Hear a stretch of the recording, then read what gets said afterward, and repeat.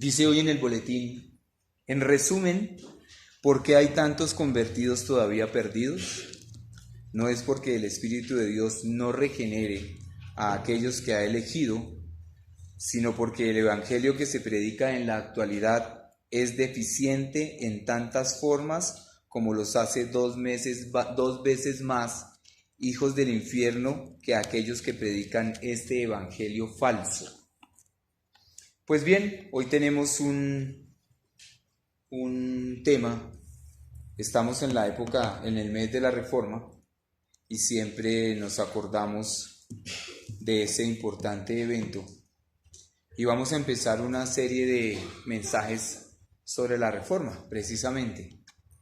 Y muchos de nosotros tal vez nos acordamos y algunos no, acerca de qué fue la Reforma y cuándo fue, etc.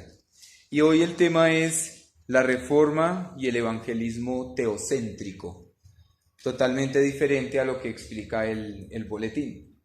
El boletín explica hoy un mensaje antropocéntrico y nosotros vamos a ver la Reforma y el mensaje del Evangelio, un evangelismo teocéntrico. Y yo cuando veo ese título pienso que suena como antagónico, ¿no? Porque ¿cómo es que el Evangelio, pues el Evangelio de por sí debería ser teocéntrico? Pero sin embargo hay que hacer ciertas aclaraciones. Pongamos este reloj acá porque si no...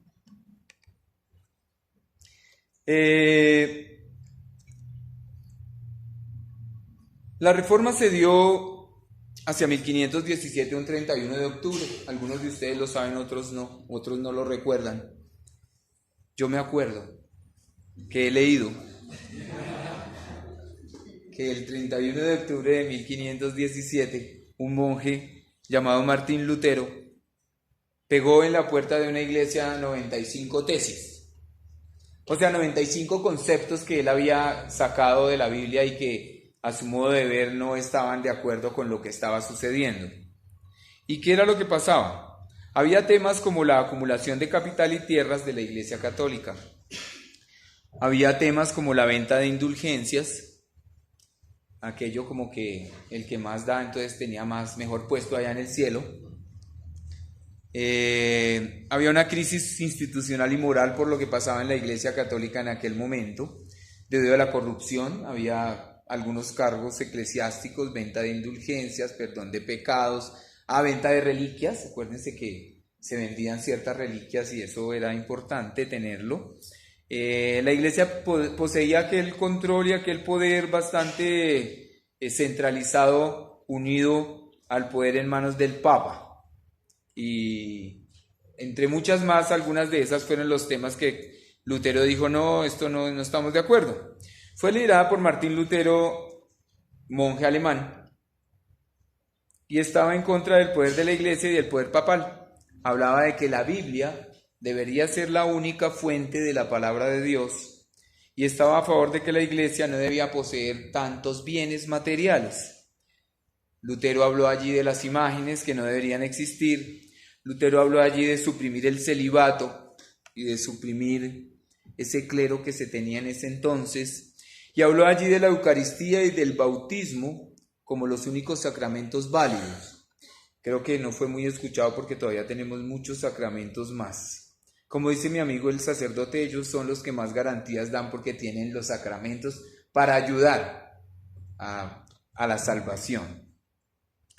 Pues bien, desde aquel entonces y a hoy en día, todavía muchos nos señalan y nos condenan acerca del evangelismo y nos señalan como que las iglesias reformadas y la doctrina calvinista no nos permite ser evangelistas.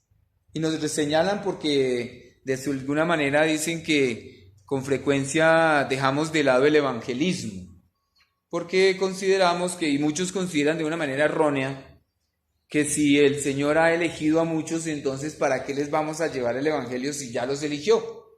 Entonces nos dicen, no, pero si usted dice eso, pues usted no hace evangelismo.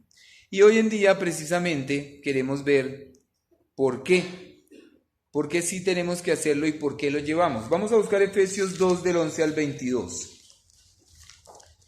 Hay muchos pasajes en la Biblia en donde yo podría decir, en ese pasaje se resume absolutamente todo el Evangelio.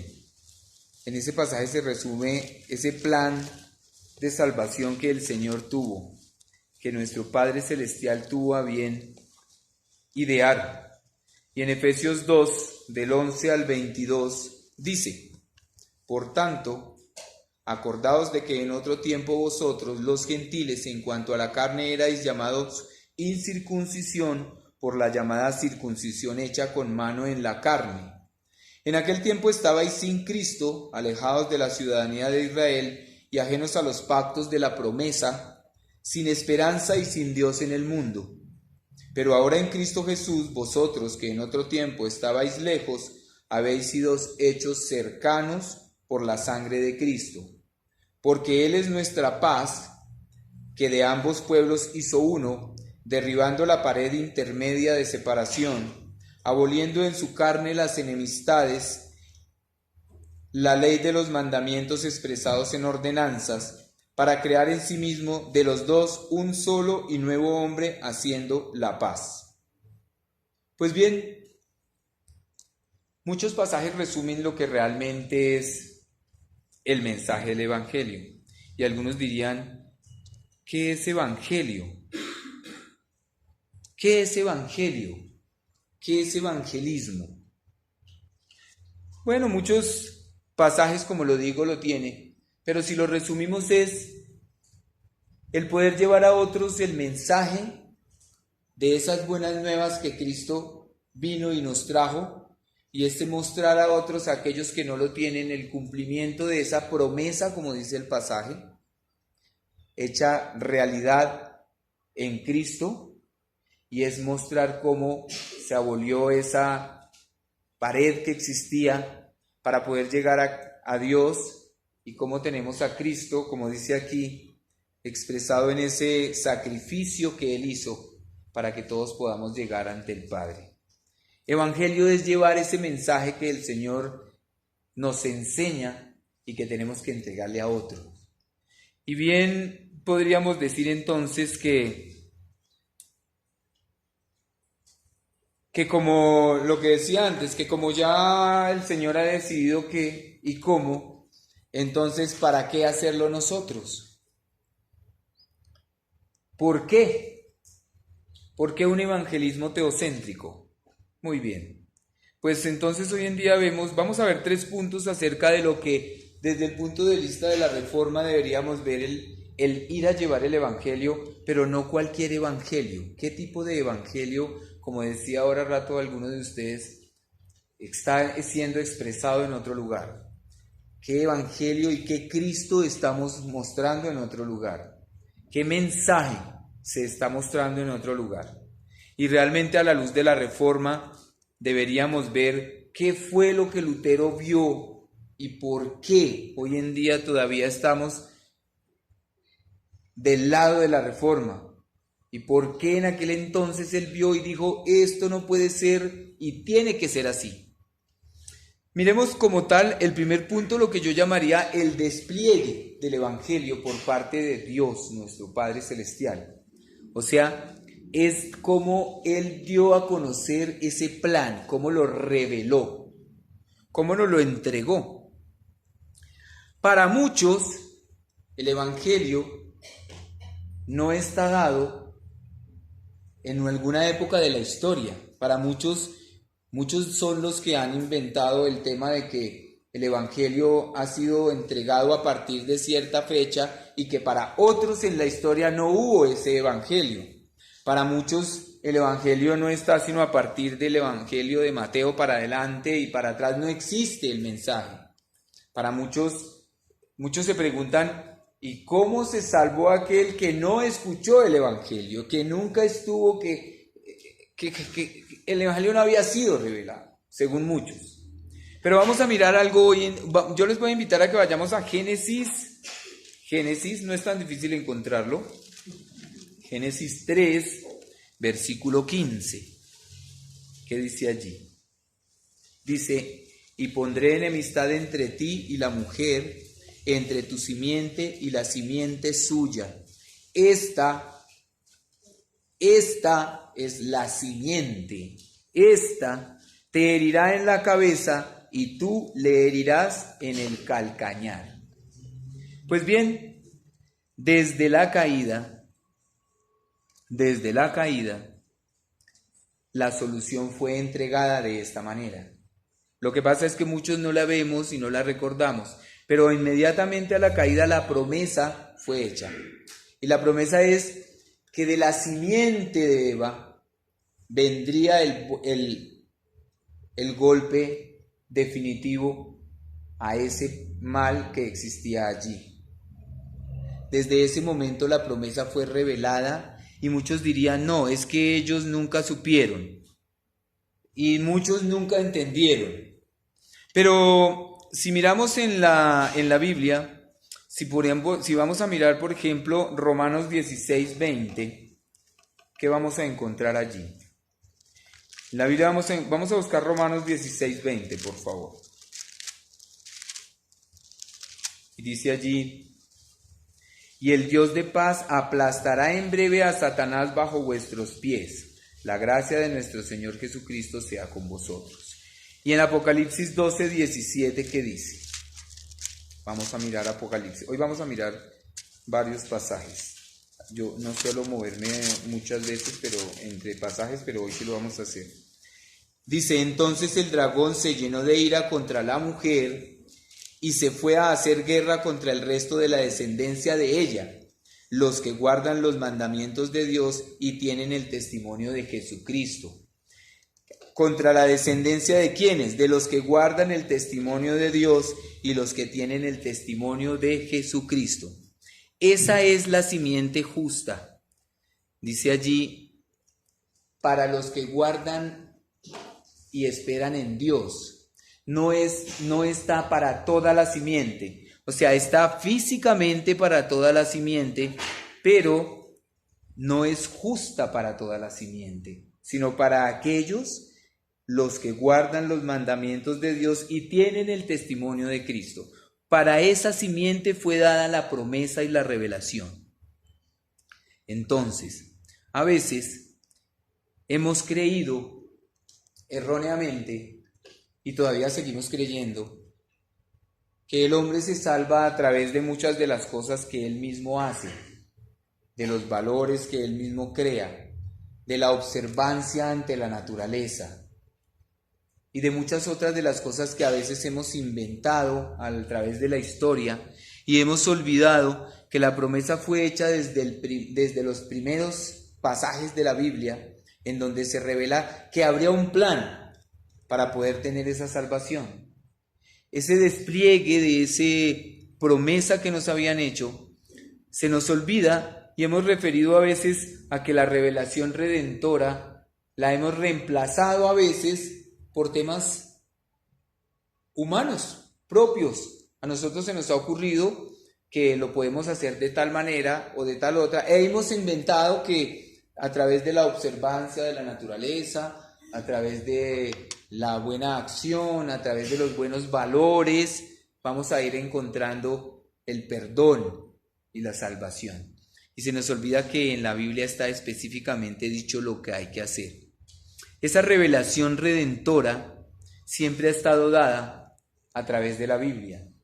Vamos a mirar Lucas 2:25, Evangelio de Lucas, capítulo 2, versículo 25.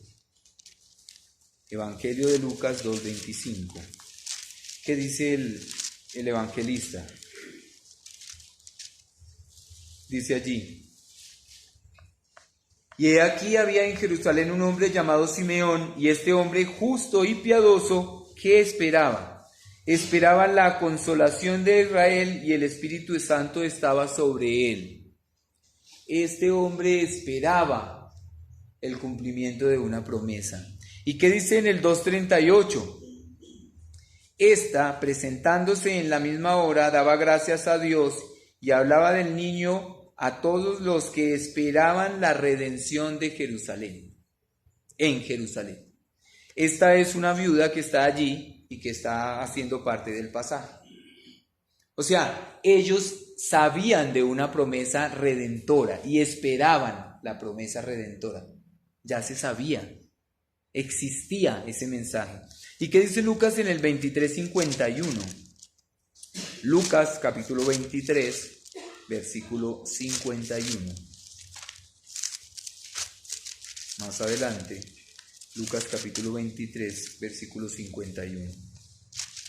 Dice allí: que también esperaba el reino de Dios y no había consentido en el acuerdo ni en los hechos de ellos. Este es un varón que se llamaba José de Arimatea, quien fue al concilio a pedir que le dejaran sepultar a Jesús.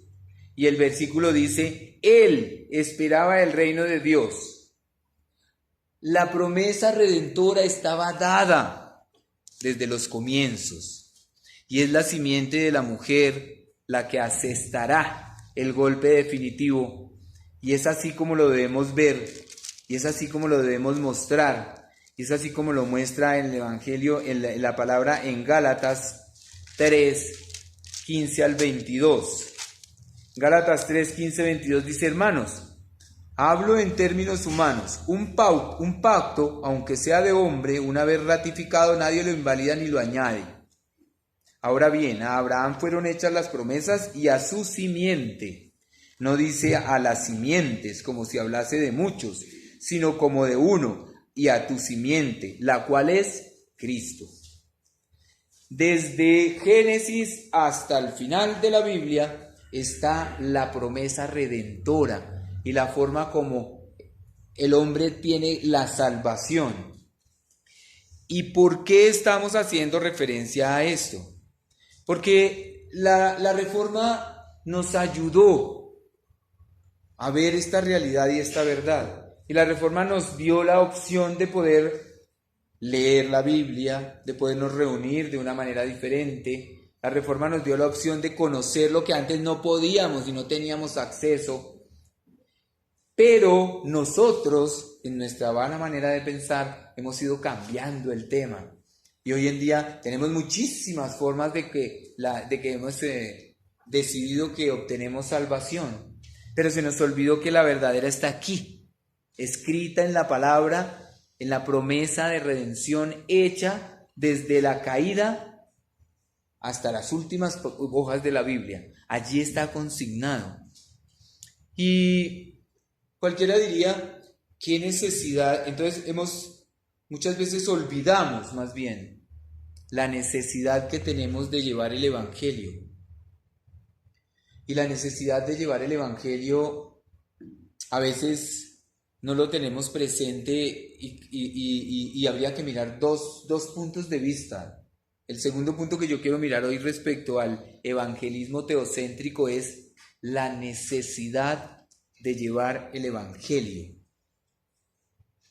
Yo siempre he pensado que se nos olvida de dónde venimos. Porque cuando llegamos cargados y que nos dolía el pecado y encontramos un descanso y una paz en lo que Jesús nos da y a través de lo que el Espíritu de Dios hace en nuestra vida, en la suya y en la mía, entonces nos sentamos ahí relajados y vivimos gozosos de lo que el Espíritu de Dios está haciendo en nuestra vida y vemos el gozo de los demás, de lo que el Señor hace en la vida de cada uno. Pero no nos acordamos que allá hay más que deberían conocer de ese Evangelio. ¿Y por qué? Porque el Señor ha decidido que salvar es a través del Evangelio. La salvación fue a través de ese mensaje. Por tanto, hay que hacerlo porque ese es el medio que el Señor dio para que así sucediera. El hecho de que el Señor haya decidido a quién sí y a quién no, quién llega, cómo, no quiere decir que no haya nada por hacer. Y a veces nos sentamos muy orgullosos de lo que vivimos y de la doctrina que tenemos y de lo que hacemos, y se nos olvida de la otra parte. Yo hoy les decía, ojo porque, les decía en Fundamentos, ojo porque se nos olvida, estamos aquí para que yo les recuerde, le decía a algunos de ellos, la necesidad que tenemos de Cristo en nuestra vida. Y que no me van a decir, cuando llegue allá no me van a decir, sí, cantó bien, sí, vino a la iglesia a tiempo. No, yo llegaba bien vestido, no, yo iba a la clase, yo leía. Algunos dirán, yo imprimía los boletines, otros dirán, yo los repartía. Decían, no, yo ayudaba aquí en la puerta. Decía, pero ¿y si no llegó nadie más? ¿Fue por qué? Imagínense lo que pasaría si Dios sigue haciendo la obra, ¿cierto? Llamando. Pero imagínense lo que pasaría si ningún cristiano fuera a contarle a otro o a explicarle a otro el evangelio. ¿Se imagina? Yo les decía hoy, si el Señor te dice, ¿cómo llegaste acá? No, por internet. No, porque yo pasaba y vi la iglesia y me llamó la atención y yo vi que decía Bautista y yo quise entrar. Pero cuando entras tú empiezas a pensar, ¿qué harán acá? ¿Qué me irán a decir? O sea, ¿dónde me deberé sentar? ¿Será que me tomo este tinto? ¿Me lo irán a cobrar a la salida? O sea, lo mismo le pasa al creyente. Llega a los pies del Señor, pero no sabe cómo leer, qué entender, qué hacer. Y nosotros sí sabemos, pero lo tenemos guardado. Es mío, ahí lo tengo. Y es como si no me mire porque este es mío, déjeme ver, no porque es mío, que yo quiero ver, no. Y entonces yo creo que la reforma, al contrario, el evangelismo teocéntrico, al contrario, nos llama a eso, a darnos cuenta que la Biblia dice en Romanos 3:23 que todos pecaron y que todos estamos destituidos de la gloria de Dios si no hacemos algo. Y eso sería suficiente motivo para decir, oiga, hay que contarle a otros todo lo que ha pasado. Hay que contarle que todos pecaron, que él pecó, que yo también, que su hijo y su hija también. Porque el problema es que a veces nos vemos a nosotros mismos como pecadores, pero no soportamos que mi ser querido sea pecador y malo. Sino que yo sí, porque ya estoy grande y he hecho cosas malas, pero mi bebé no. Y ese es el tema. Yo esta mañana también decía, Satanás está feliz porque ha hecho creer que él no existe y que todo está bien, y que Dios es amor y todo lo lleva bien, y que lo que hagamos no importa porque Dios es amor y me perdona, y además todos vamos a ir al cielo. Todos están convencidos de eso. Afuera todos están convencidos. Ayer alguien preguntaba, íbamos a ir en un ascensor, ayer no, antier. No, es que como todos vamos a ir al cielo, yo cuando me bajé le dije, ¿estás seguro? Pero estamos convencidos, no hemos hecho nada más. En cambio, en la Biblia lo que nos dice es algo diferente. Hechos 4:12, ¿qué nos está diciendo? En Hechos 4:12 nos muestra que solo por el conocimiento de Cristo, de esa revelación redentora, solo a través de eso podemos encontrar salvación. Hechos 4:12, ¿qué dice? Dice, y en ningún otro hay salvación, porque no hay otro nombre bajo el cielo dado a los hombres en que podamos ser salvos. No hay más. Así usted, yo no estoy diciendo que es malo que usted venga a la iglesia, pero yo dije, muchos me miraron así como, usted no salva porque venga a la iglesia, ni se salva porque venga al culto, ni se salva porque usted hable de la iglesia, no se salva porque usted cante, usted no se salva porque la lee todos los días. Eso sí está bien y es la consecuencia de lo que el Señor hace en mi vida cuando nazco de nuevo. Pero si no tengo claro esto, no voy a ser salvo. Y la gente tiene que saberlo. La gente no sabe que no hay otro hombre bajo el cielo dado a los hombres en que podamos ser salvos. Muchos les han dicho que hay otros nombres.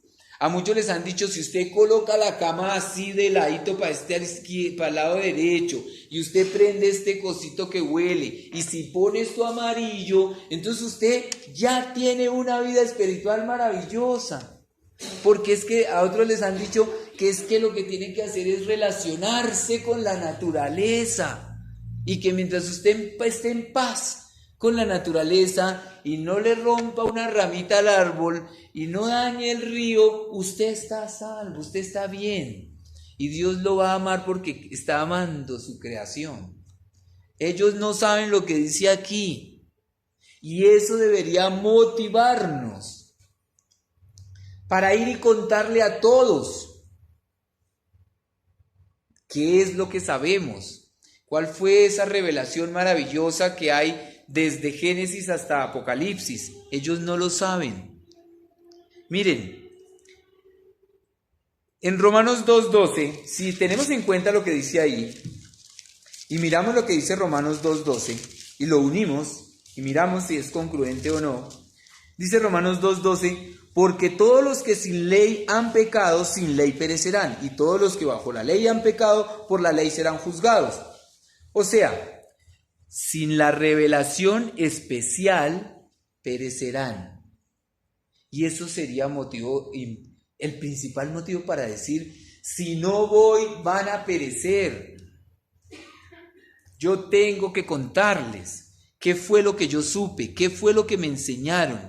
La urgencia y la necesidad de llevar y predicar el Evangelio se ve aquí si tenemos claro que sin el mensaje de salvación los hombres van a perecer. Y yo conozco ese mensaje y tú lo conoces. El evangelismo teocéntrico está basado en que el plan que yo le estoy entregando a aquel que no conoce es el plan que el Señor me mostró aquí y no el que a otros se le ocurra.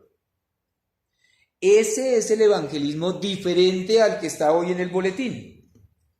En el boletín está hablando de ese mensaje que le da gusto al hombre para que se sienta bien. Y en el nuestro le estamos diciendo, yo le estoy dando el mensaje que Dios me dio en su palabra para que usted se dé cuenta que está mal y cambie y se sienta bien. ¿Pero por qué? Porque veo cuál es la realidad y la verdad que Dios me está dando, para que yo sepa cuál es lo que yo tengo que hacer, para que la justicia de Dios se vea. Debemos tener claro una cosa, y esto va a sonar raro, que los hombres se pierden aún si nunca oyen el Evangelio, aún si no tuvieron la oportunidad de decir que no, se pierden por su pecado, por el pecado que tenemos, y tenemos la obligación de llevar el mensaje que el Señor me mostró acá, y ya lo conozco, repito, y lo tenemos que llevar. Y hay un tercer punto que quiero tocar en el evangelismo teocéntrico, y es la soberanía de Dios en el mensaje evangelístico. Y ahí hay dos temas. Uno es que el mensaje del evangelio es iniciativa soberana de Dios únicamente en su plan de salvación. Esa iniciativa y ese mensaje que fue dado en Génesis 3:15, es iniciativa de Dios únicamente. No lo ha inventado nadie más. Y el que haya inventado algo diferente no sirve. ¿Por qué? Porque lo que tenemos que hacer es lo que dice acá. El plan como lo mostró el Señor. Es lo mismo que hemos visto en estos días acerca de el Señor nos mostró cómo adorar. Y ahora hoy en día se nos ha ocurrido adorar de otra manera. Pero ahí está cómo adorar. El Señor nos ha dicho cómo orar, pero se nos ocurre orar de otra manera. Es como si nos gustara llevarle la contraria a lo que Dios nos dice que hagamos. El plan de salvación es soberano y solamente es el plan del Señor. Es iniciativa soberana de Él, de nadie más. Ese es un tema en cuanto a la soberanía. Pero hay otro punto, y es que la independencia y la libertad de Dios para otorgar la luz del Evangelio a los hombres y a las naciones es de Él. Es Él quien define y decide a quién le da la luz del Evangelio para que crea y llegue a los pies de Jesús. ¿A través de qué? Ahí está la partecita que nos hace falta aquí. A través del Espíritu de Dios. ¿Quién trabaja allá? El Espíritu de Dios. ¿Quién hace esa labor? El Espíritu de Dios. No como muchos hacen, que es que ellos han convertido a no sé cuántos, o que ellos han traído a no sé cuántos, o que ellos le han convencido. A veces no, vamos a ver si convencemos, pero no tenemos que convencer a nadie. Nuestra labor no ha sido llamada para convencer. El plan ya está hecho, solamente tenemos que llevar y contarlo. Es todo. A veces nos retenemos de llevar el Evangelio porque pensamos que no me van a creer, o porque pensamos que yo no voy a hacerlo como es, o porque pensamos que no le puedo darle las palabras que son para que él crea. Y resulta que el error está en que yo no tengo ese poder, yo solo voy y cuento. Eso es lo que dice aquí, que vaya y cuente ese mensaje, pero como está aquí. El evangelismo teocéntrico está en que lo llevemos como Dios nos lo mostró. ¿Qué tenemos que hacer? Llevarlo. Porque los hombres tienen esa incapacidad para creer, los hombres tienen esa incapacidad para oír, y los hombres tienen esa incapacidad para ver la verdad. Y eso dice en Romanos, que los hombres no pueden, no quieren, ni tampoco pueden ver el Evangelio. Y nosotros lo que tenemos que hacer es ir y contarles. Ya, solamente. El resto de la labor la hace el Señor. El evangelismo teocéntrico es solamente, yo diría, ser obedientes. Y decir, voy a leer este pasaje y le voy a contar. No es más, inicialmente. Porque pues después no lo puedo dejar ahí solito, hay que ayudarles. Es como cuando uno viene por primera vez y uno dice, me hace un favor, le ayuda a la persona que está nueva porque no conoce el himnario. Entonces no sabe cómo seguir la letra. Igual, voy y le cuento, pero pues después no lo dejo ahí solito. Lo voy a acompañar en algunas cosas. Y esa es una parte interesante que en nuestra congregación yo hoy quiero tocar. Está muy bien. Vamos, manejamos la página, la arreglamos, le contamos al vecino, llevamos el boletín y se lo regalamos a alguien para que lo lea. Muy bien. Le comparto el mensaje que tenemos grabado, el video, todo ese tema, ¿verdad? Pero, y después, y la parte del discipulado que se llama, y la parte del acompañamiento, y la parte del apoyo, eso también hace parte de esa tarea que nosotros tenemos en el evangelismo. Y el Señor lo hace todo, pero yo tengo que hacer un trabajito pequeñito comparado a lo que Él hace. Entonces, Dios otorga la luz del evangelio según su beneplácito y no porque prevea que responderán adecuadamente. Dios no ha dado el evangelio, Dios no entregó el evangelio a aquel y a aquel porque Él supuso y previó que Él sí me iba a responder. Así no es, porque así no es el tema. El Señor entregó el evangelio y ya de antemano Él sabía, pero Él tiene que Él nos proporciona los medios para que ese señor y esa señora y ese niño oiga del evangelio. Y esos son ustedes y yo. Ustedes y yo somos los que tenemos que entender que el evangelismo teocéntrico está aquí y lo debo llevar. ¿Y saben qué me parece? Que hoy en día estamos permitiendo que aquellos que no tienen la verdad y que aquellos que no tienen el evangelismo teocéntrico estén haciendo la labor de manera más constante que nosotros que sí tenemos la palabra y seguimos lo que el Señor nos ha dicho. Y entonces ahí tiene colación lo que les comentaba hace 2 semanas. Lo que pasa a través de las redes, lo que pasa a través de los colegios, lo que pasa a través de los medios de comunicación, lo que pasa a través de todo lo que vemos y vivimos a diario, y eso está con más fuerza y nosotros no hacemos nada para que otro sepa que eso está mal. A veces nos permitimos que eso que está pasando al lado, sin decir nada, permitimos que suceda. La Biblia dice que al que sabe hacer lo bueno y no lo hace le es pecado. Y nosotros a veces, conociendo el mensaje evangelio teocéntrico, no lo enseñamos. Nosotros vemos a muchas personas haciendo cosas, arrodillándose delante de cuadros y de imágenes, orando y diciendo oraciones extrañas, teniendo costumbres raras, y no corregimos y no decimos. No estoy diciendo que se pare en la estación de aquí de la 100 de Transmilenio y se ponga a predicar. Si lo tiene que hacer, pues hágalo. Pero hay otras maneras. Usted tiene a su lado usted ve lo que sucede.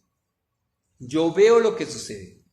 Y nos volvemos cómplices de ese tema. Y el verdadero evangelio que conocemos, no lo llevamos. Debemos ser conscientes que no hay otro modo de llegar a la salvación sino el designado por Dios. Por tanto, si usted es un verdadero cristiano, usted debe saber y entender que si alguien es elegido, Dios le puede enviar a usted y a mí a entregarle y a explicarle el evangelio. No que si él es elegido llegará. No, debo entender que si allá hay un elegido, el Señor me va a enviar pídale que lo envíe. Debo entender eso y no que simplemente no hago, porque ahí es donde está el verdadero conocimiento y alcance del evangelio. Por tanto, debemos dejarnos usar realmente por el Señor para sus planes de evangelismo. Cumpla con la labor que tiene que cumplir y óigase bien, que la iglesia cumpla con la labor que tiene que hacer. Yo conocí un pastor hace muchos años en la Bautista Central que una vez colocó un aviso en la Bautista Central tiene el templo en un segundo piso, tiene 2 escaleras así, y puso un cartel así en la subida de la escalera en el descanso donde no era imposible no leerlo, y decía: si la iglesia de hoy no cumple con su misión, se debe cerrar, con su misión de evangelismo. Y le dijimos: eso está muy fuerte. Dijo: pero es la verdad, porque usted no está obedeciendo lo que el Señor le dijo que tenía que hacer. Y usted viene y ese día no se me olvida. De manera que óigase bien, déjese usar por el Señor, pero como iglesia trabajemos para el plan de salvación que el Señor también ha mostrado.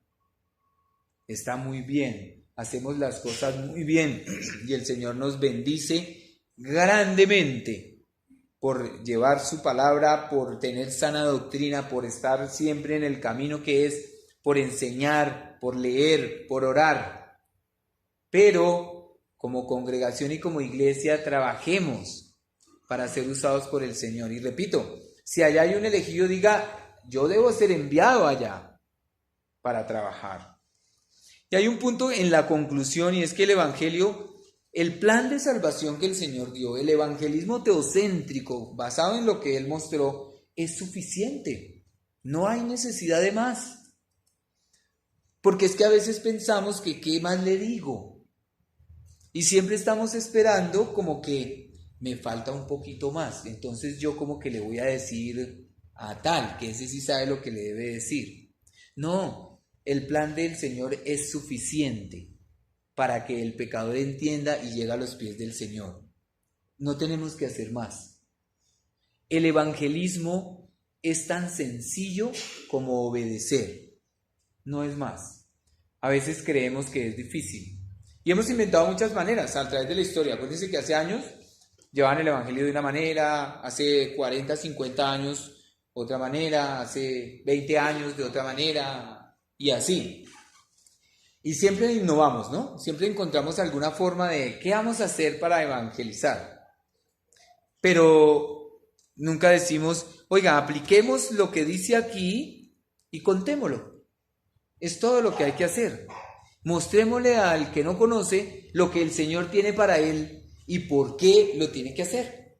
Y ya, pare de contar. Fue sencillo y el Señor seguirá haciendo la obra. La palabra dice que el Señor terminará la obra que Él comenzó. Tampoco, yo voy a ayudar, yo voy a enseñar, yo como congregación voy a trabajar, como iglesia del Señor, como pueblo escogido del Señor, trabajaré para eso, pero no es más lo que tengo que hacer. Acuérdense muy bien que no puedo ir a Cristo si no estoy enviado por el Padre. Es sencillo, es contarle y decirle eso, es contarle y decirle que el Señor ha decidido llamar a los pecadores por la locura de la predicación. Allá dice en 1 Corintios que a través de la predicación y de la locura de la palabra es que los llama. Y yo les decía esta mañana, porque aquel que no entiende es una locura. Esta mañana leímos un versículo en Juan, ¿verdad? Que dice que el Señor vino que para que los que vean sean cegados y para que los que no vean y para que los que ven, vean. Y eso es como un trabalenguas, eso es como pero es sencillo si a los ojos del Señor lo vemos con los ojos espirituales. Y es contarle por qué. Eso es lo que hay que hacer. No es más. El evangelismo quedocéntrico, por lo tanto, lo único que tenemos que hacer es recordar lo que dice Romanos 1:16.